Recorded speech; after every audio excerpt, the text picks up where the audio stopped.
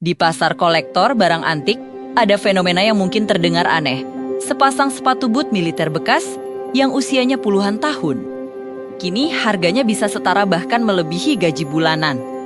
Kita bicara tentang harga mulai dari 7 juta hingga puluhan juta rupiah. Kenapa sepasang sepatu tentara kuno bisa semahal itu? Mari kita bongkar misteri di balik harga fantastis vintage military boots ini. Alasan pertama dan yang paling fundamental adalah nilai sejarah. Sepatu ini bukan sekadar alas kaki, melainkan artefak yang pernah dipakai prajurit di momen-momen paling penting dalam sejarah dunia. Bayangkan, sepasang sepatu boot yang selamat dari medan lumpur Perang Dunia Pertama, atau yang menginjak daratan Normandy saat Perang Dunia Kedua, merek, stempel tahun produksi. Bahkan setiap goresan pada kulitnya menceritakan kisah yang tak ternilai harganya. Bagi kolektor mancanegara, memiliki sepatu dari era Perang Dunia atau Perang Vietnam itu seperti memegang sepotong sejarah itu sendiri. Setiap pasang sepatu adalah saksi bisu dari pengorbanan dan perjuangan, sebuah kapsul waktu yang bisa Anda sentuh. Faktor kedua adalah kualitas dan daya tahan yang luar biasa. Sepatu militer kuno diproduksi tanpa memikirkan efisiensi biaya.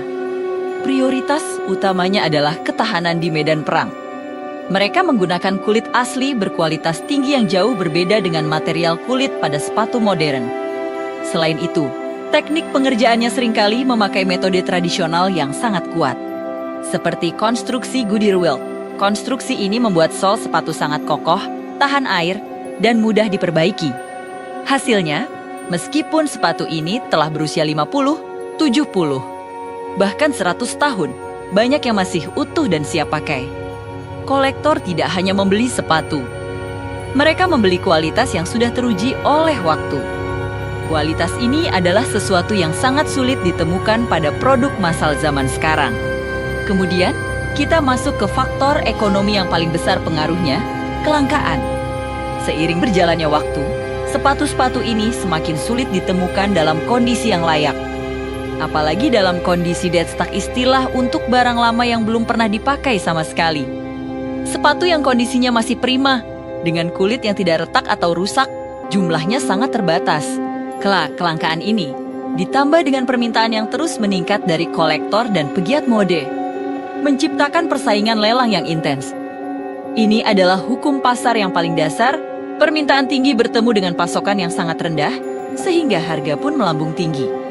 Setiap pasang yang hilang atau rusak berarti pasokan global semakin menipis, membuat yang tersisa semakin berharga.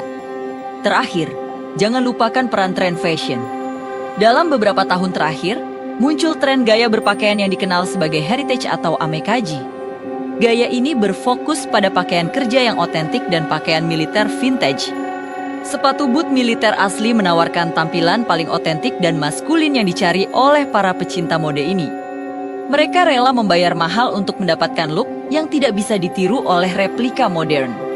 Jadi, sepatu ini bergerak melampaui koleksi militer murni dan masuk ke ranah fashion premium.